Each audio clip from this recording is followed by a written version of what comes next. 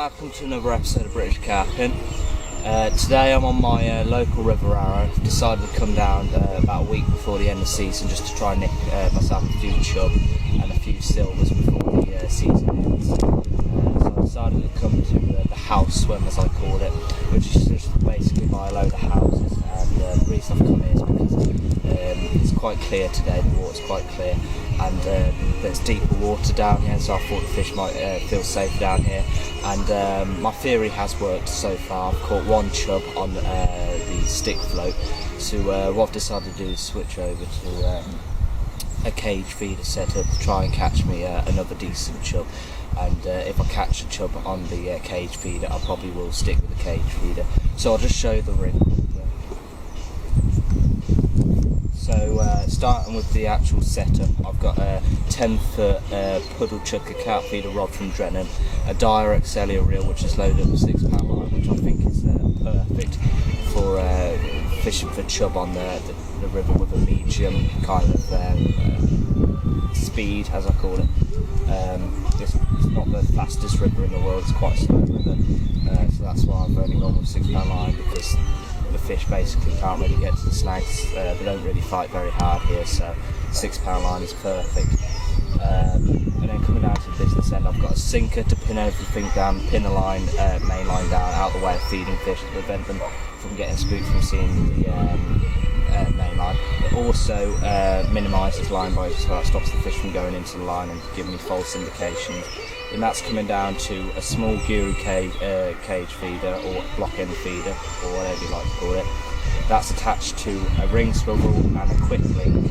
And the reason I'm using a quick link is it allows me to quickly change between feeders and leads, because I'm probably going to switch over to a straight lead later, and straight lead and cheese paste to try and make myself a big chub basically. And that's coming down to a Drennan quick change bead to allow me to quickly change between hook lengths, because I'm probably going to be changing hook lengths. I'm probably going to be changing the length to see which one works best. But at the moment I've got about a foot, and that's probably the minimum length I would use on a river, because you don't want it too short, because as soon as the fish feels resistance, they're going to try and get rid of the hook. So it just decreases the time the fish has to basically get the hook out of the mouth, and it gives me more time to strike into the fish before it notices that it's actually hooked. So it just stops the resistance basically, and increases my chances of actually hooking a fish. So that's a foot hook length, which is 4 pounds Power Max line from Crescent Innovations. That's coming down to a Guru NWG size 14 hook, which is perfect for the hook bait that I'm using today, which is cheese paste. So I'm going to be moulding, putting bread in the feeder and moulding cheese paste around the hook. So that's my setup. Let's try and catch another one.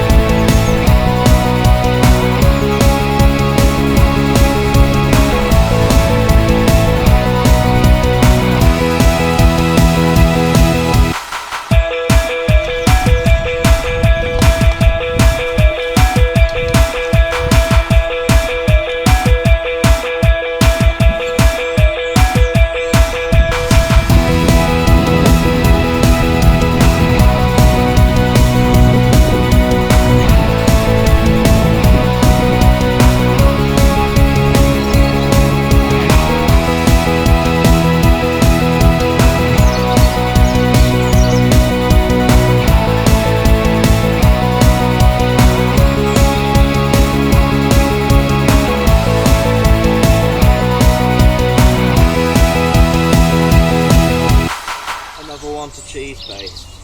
Slip it in there.